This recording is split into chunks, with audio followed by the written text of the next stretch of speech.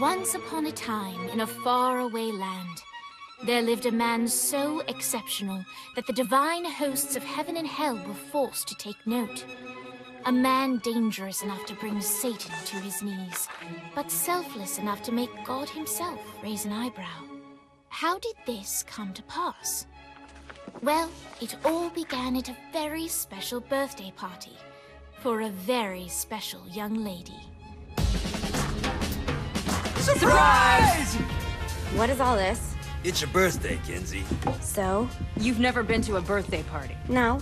Oh, like not even growing up? I went to the School of the Americas since kindergarten. We didn't really do birthday parties. But you celebrated Christmas? I don't have to explain myself to you. Oh, Kinzie, this is going to be so much fun. Zinjai made a cake, Jane Austen is here, we'll play some games.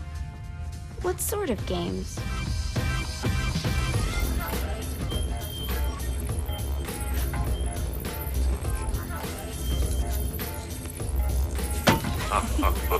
So you celebrate birthdays by trafficking with spirits? It's spooky and fun. It's a bunch of letters. It's tradition.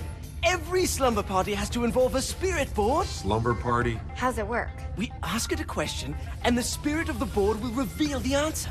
How? Yeah, someone pushes the pointy thing to wherever they want. Wait. Can we go back to you and your slumber parties? No time. All right. Everyone put their hands on the cursor. Cursor. I feel the magic already. All right.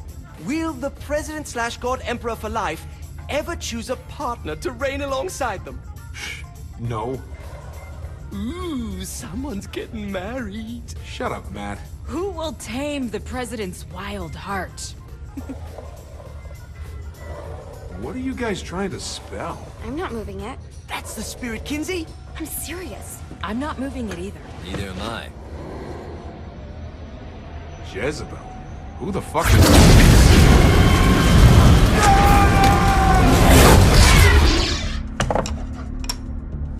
Is that not normal? Where'd you get the board? I was going through Zignac's artifact collection and found it there. Who did it belong to? Alistair Crowley? Christ. Guys? I think it's laughing at us. Fuck this. I think you're a smart enough piece of wood to see where this is going. Now, you ready to cooperate? That's more like it. You think we can trust it? It's not like we got a lot of options. So what's the plan? We mount up and go in after the boss? No, I do. No sense in what's left of humanity walking right into a death trap. Someone's gotta live to tell the story. That's a stupid plan, Johnny. I'm leaving you in charge. Hell of a plan, Johnny. Are you serious? I'm coming too. Are you kidding me? How do you plan to come back? I try not to sweat the details. You need someone with you that does. No. It's my birthday. Fine. Alright then. You know where my friend is?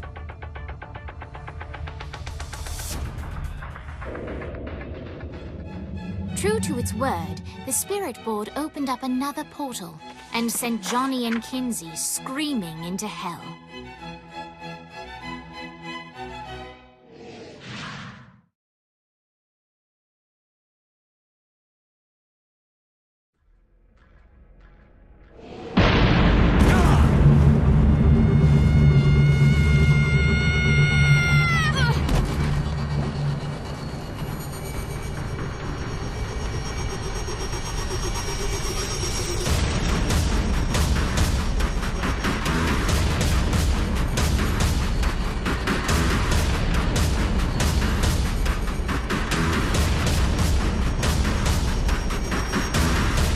Dane Vogel. Ultor's behind this, I know it. Ultor and the Saints haven't been enemies in years. You really think he's responsible? You don't know him like I do. The boss put him through a window for a reason. The reason was the boss was kind of fucking crazy back then. That's a fair point. You know how much easier this would be if we just found a car? You know how much easier this would be if you just gave me a second?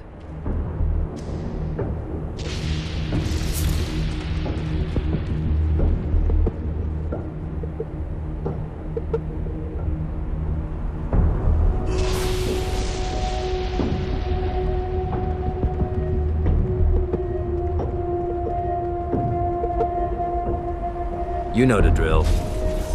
Alright, how are we gonna find the Ultor building? Biggest building down here, giant Ultor sign on it. I don't think this is a problem. I'll buy that.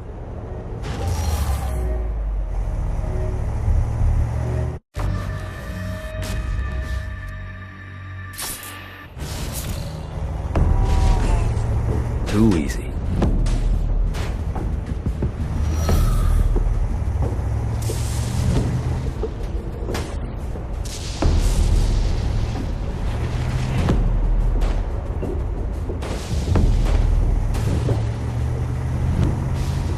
Look at us. Kinzie Kensington and Johnny Gat driving together on a birthday adventure. Are you always this excited? Generally, I'm a misanthrope. I get it.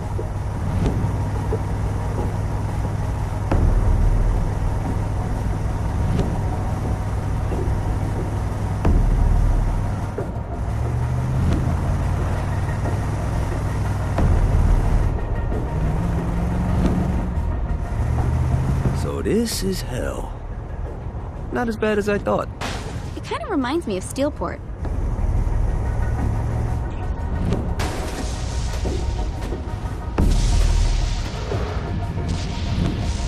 That all you got?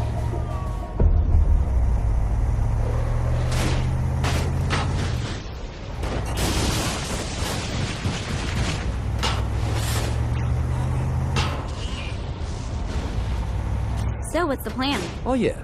I'm gonna shoot him in the face unless he gives us the boss back. What if Dane doesn't have the boss? I'll probably still shoot him in the face.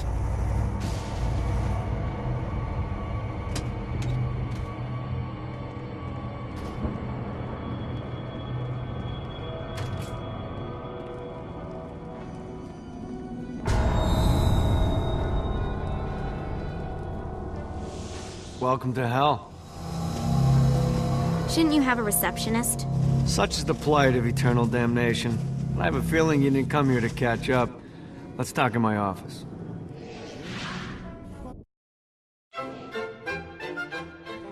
Not even death could stop the enterprising Vogel, who wasted no time in setting up an Ultor branch in the bowels of hell.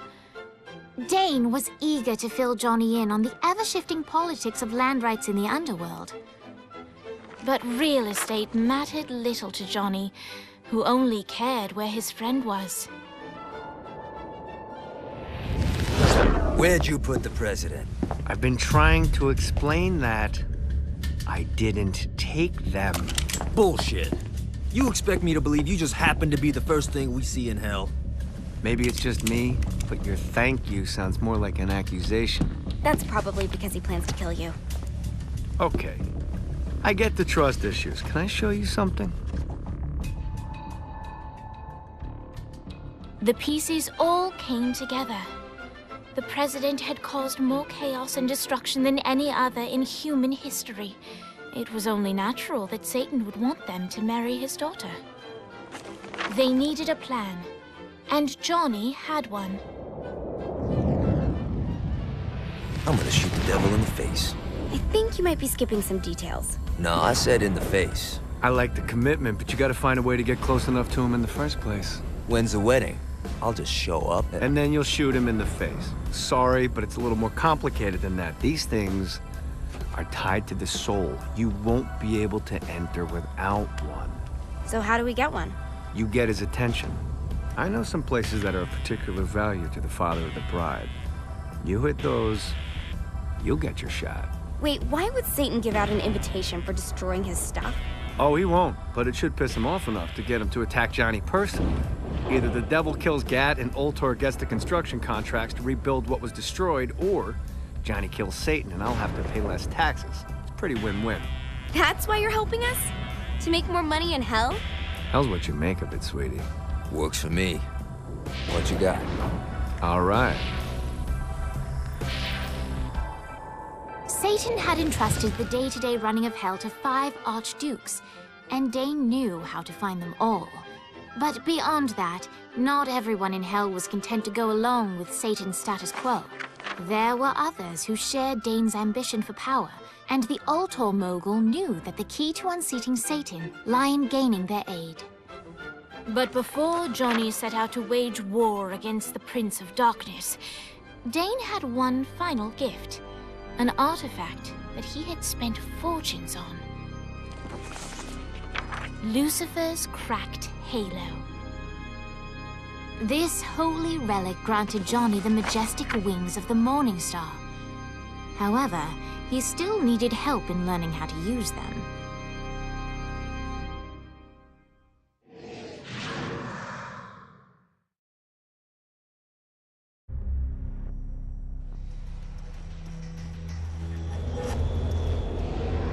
Alright, you got me out in the sticks, now what? Would it kill you to show a little excitement? You're about to experience angelic flight, for Christ's sake. Dane. Someone needs a nap. Just collect some soul clusters and power up the halo. Great. Now you should have just enough clusters to power up your halo.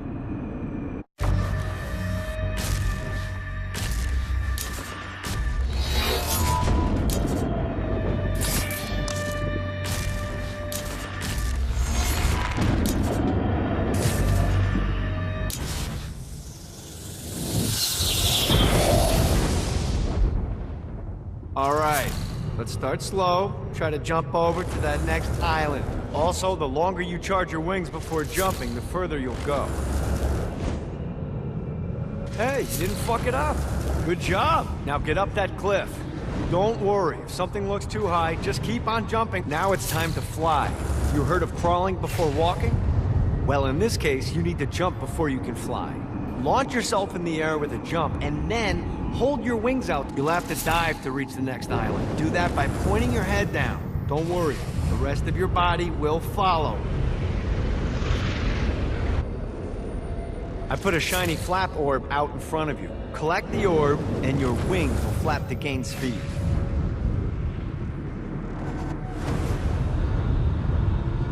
All right, now try flapping those wings on your own. Do a flap on your way to the next island. The exact opposite of diving is climbing. Climbing will slow you down and eventually cause you to stall. And trust me, stalling sucks. You can flap while gliding to gain additional speed. So the faster you're going... All right, time to take the training wheels off for the final lesson. Flying takes stamina. If you run out in midair, you are going to drop like a rock. A stupid, stamina-less rock. Let's get you back to the Ultor building. I want to run through all the stuff you can do there with Satan. Sure thing. See you soon.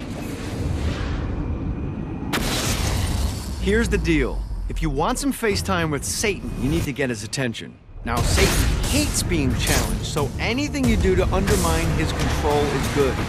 Fraud, mayhem, shooting demons in the face, anything. You can keep track of Satan's wrath with this handy meter. Get it high enough and you'll be having drinks with Big Red in no time.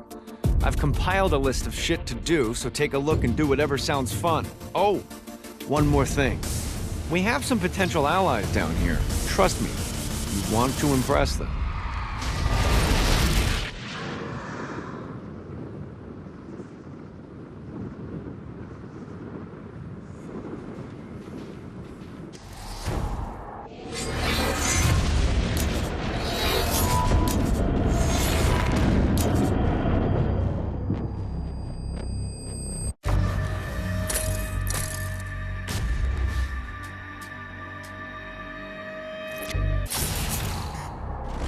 Check out the vending machine near the Ultor building. Is it a special vending machine? No. Have you bought stuff from a store already? Probably. But I would be remiss as your guide if I didn't show you the basics.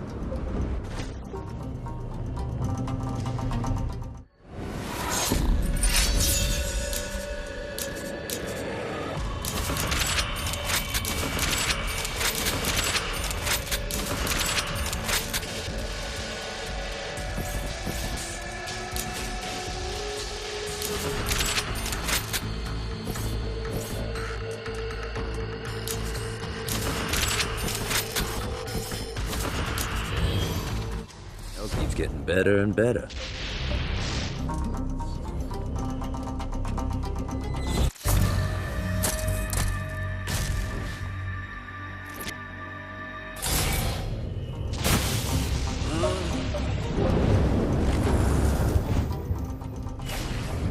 Let's see what these things can do.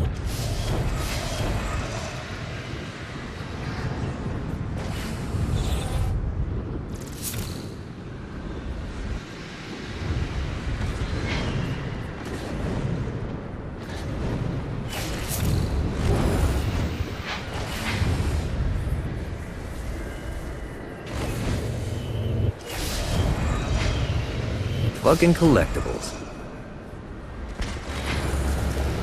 Note to self. Find a way to control lightning. Yeah!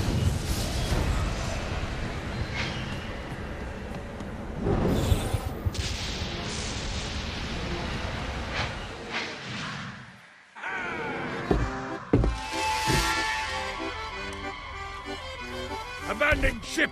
We've been boarded!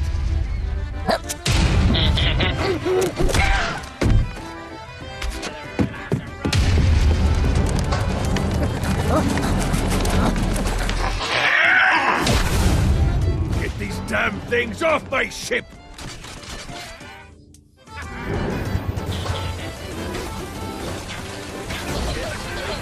Winning isn't important. It's the mind.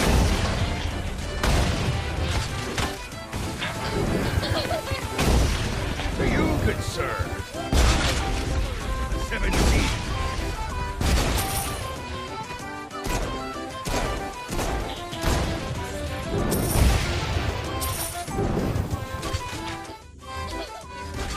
It's like the old days.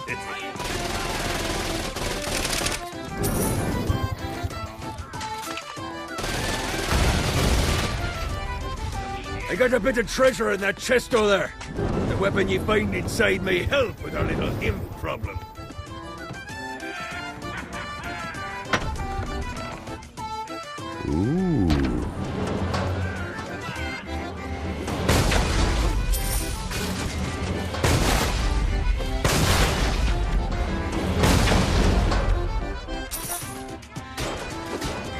Ah, no, not another one of these. Life is good.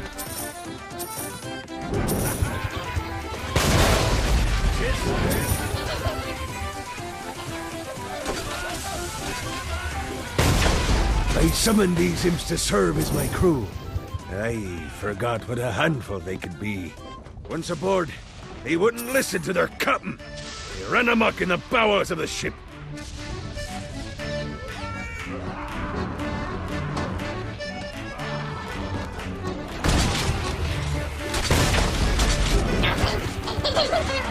Get it off! Get it off! Fighting little bastard.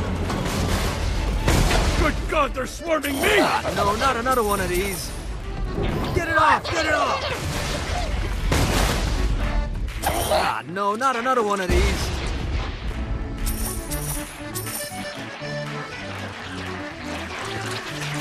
Hey, it's okay to drop the pirate voice. What pirate voice would that be? Wow.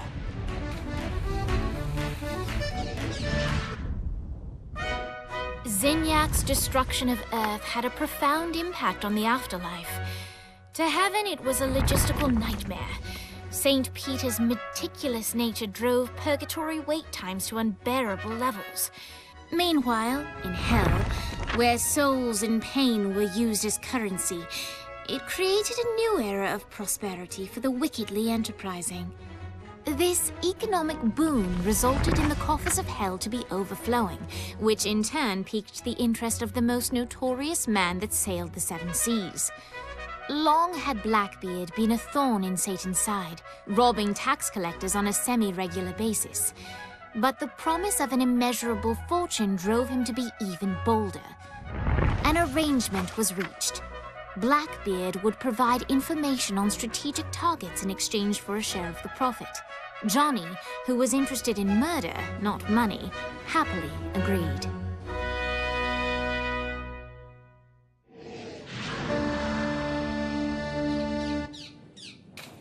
I grant ye the ability to summon my crew whenever learning.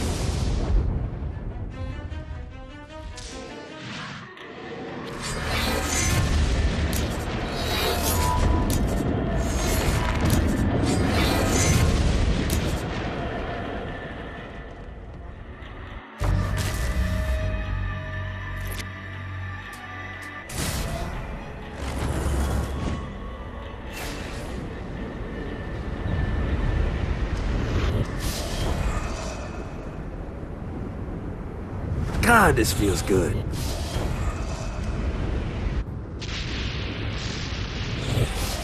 I raided a Centerpol office and found information on where the president is being kept.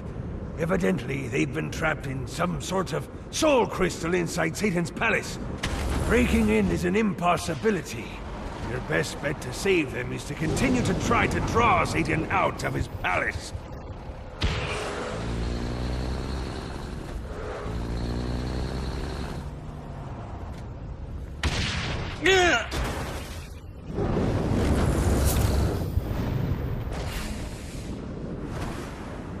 Yeah!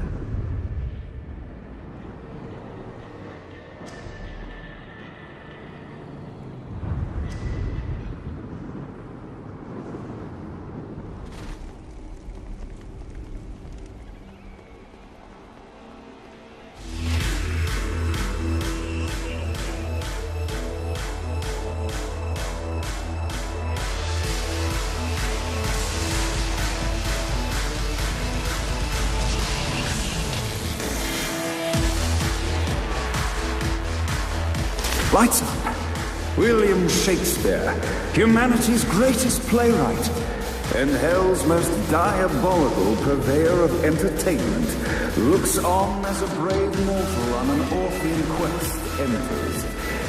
The bard's interest is piqued, and he looks to test his visitor's mettle.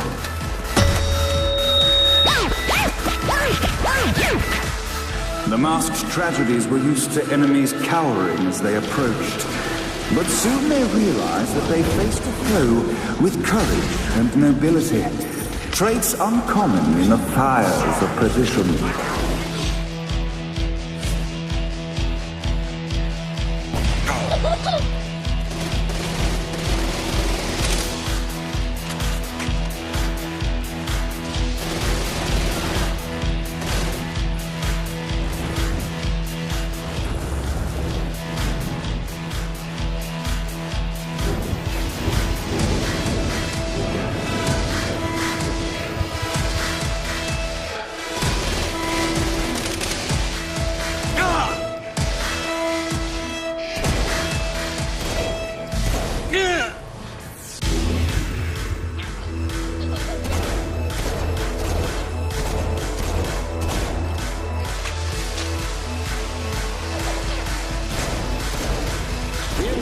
Incident resolved.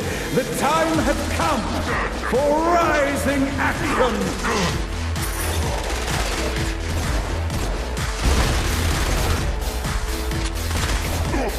Got him up.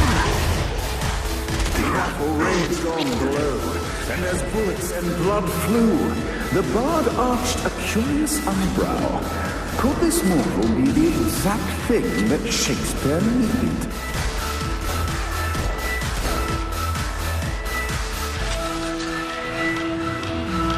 This battle is far from over, mortal. Arise! And now, Act 3!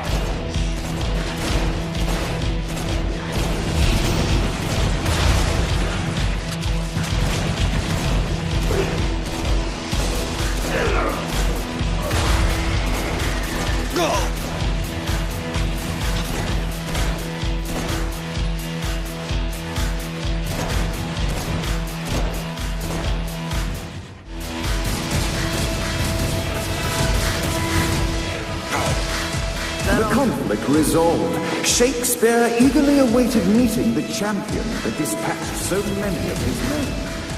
Undoubtedly, they were here for the bard's aid. And while happy endings were not a thing found in hell, Shakespeare always had a soft spot for comedies. In the land of the living, William Shakespeare is regarded as one of the most prolific playwrights of all time. However, to the denizens of hell, the bard is seen in a far different light. After selling his soul for fame and adoration, Shakespeare served in hell as Satan's spy master general. In doing his duty, Shakespeare would punish the souls he was investigating by forcing them to perform in grotesque passion plays for Satan's amusement. But in a Twelfth Night-esque twist, Shakespeare found himself living a double life. While he projected an image of cruelty, his heart was as soft as Jezebel's. In secret, he would tutor her on the classics and act out the works of his mortal days. When Satan found out, he cast Shakespeare out of the palace, believing that the poet would be tormented by the populace of hell, far out of Jezebel's sight. But Satan had not counted on the bard's cunning. Embracing his persona of master torturer, Shakespeare and his followers, the tragedies, took root in the entertainment district, biding their time for revenge.